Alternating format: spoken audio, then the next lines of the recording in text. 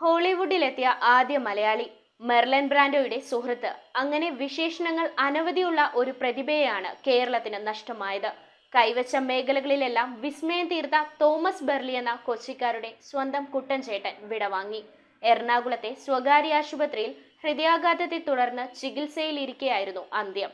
മലയാള സിനിമയിലെ ജീവിച്ചിരുന്ന ഏറ്റവും മുതിർന്ന നായക നടനും ഹോളിവുഡ് താരവുമായ പ്രതിഭയ്ക്ക് മെട്രോ 7 ന്യൂസിന്റെ പ്രണാമം.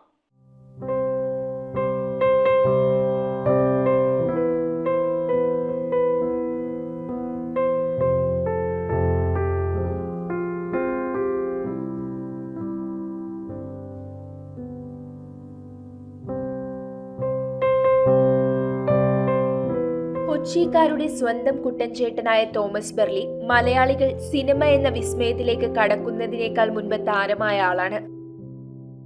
1953 പുറത്തിറങ്ങിയ തിരമാല എന്ന ചിത്രത്തിൽ നായകനായിട്ടാണ് അദ്ദേഹത്തിന്റെ സിനിമാ ജീവിതത്തിന്റെ തുടക്കം.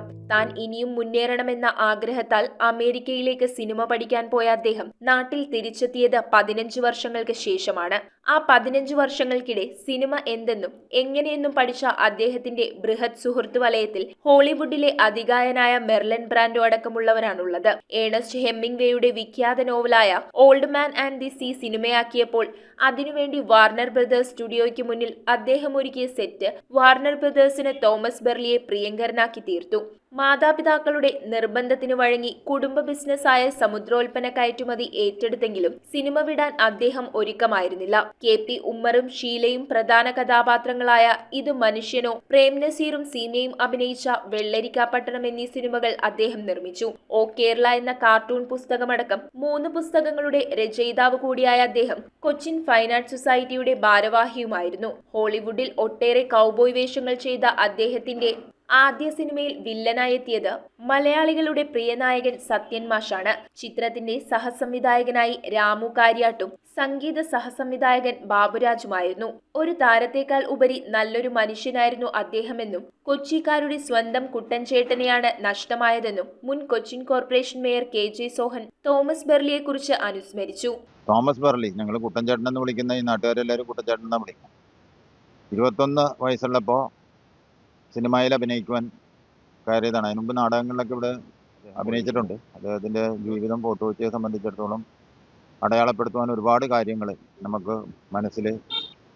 നമ്മുടെ മനസ്സിൽ തറപ്പിച്ചുകൊണ്ടാണ് ഈ സമൂഹത്തിൽ നിന്ന് അദ്ദേഹം വിട പറഞ്ഞു പോയത്. കൊച്ചിയുടെ സ്വാതന്ത്ര്യ സമര ചരിത്രത്തിൽ വലിയ പേരുള്ള കുരിശിങ്കൽ തറവാട്ടിൽ 1932 സെപ്റ്റംബർ 1 KJ ബെർലിയുടെയും ആനി ബെർലിയുടെയും മകനായിട്ടായിരുന്നു അദ്ദേഹത്തിന്റെ ജനനം. ഫോർട്ട് കൊച്ചിയിലെത്തിയ മഹാത്മാഗാന്ധിയുടെ അടുത്തു നിന്നും മധുരം നുണയാൻ ഭാഗ്യം ലഭിച്ച വ്യക്തി കൂടിയാണ് തോമസ് ബെർലി. എറണാകുളത്തെ സ്വകാര്യ ആശുപത്രിയിൽ ഹൃദയ സംബന്ധമായ അസുഖത്തെ തുടർന്ന് ചികിത്സയിൽ കഴിയവെയായിരുന്നു അദ്ദേഹത്തിന്റെ അന്ത്യം. മലയാള സിനിമയിലെ ഏറ്റവും ചെറുപ്പക്കാരനായിരുന്ന നായകനായ തോമസ് ബെർലി വിട പറയുമ്പോൾ നഷ്ടമാവുന്നത് മലയാള സിനിമയിലെ ജീവിച്ചിരുന്ന ഏറ്റവും മുതിർന്ന നായക നടനെയും ഹോളിവുഡ് താരത്തെയും കൂടിയാണ്. News bureau, Kochi. ഹക്കോ ലേക്ക് വ്യൂ, കല്ലഞ്ചേരി, കുമ്പളങ്ങി വിപുലമായ സൗകര്യങ്ങളോടെ പ്രവർത്തനം ആരംഭിച്ചിരിക്കുന്നു. റെസ്റ്റോറന്റ് പ്രവർത്തന സമയം 4 PM to 10 PM. 400ഓളം പേർക്ക് ഇരിക്കുവാൻ സൗകര്യപ്രദമായ ഹാൾ, കാർ പാർക്കിംഗ് സൗകര്യത്തോടെ ഒരുക്കിയിരിക്കുന്നു.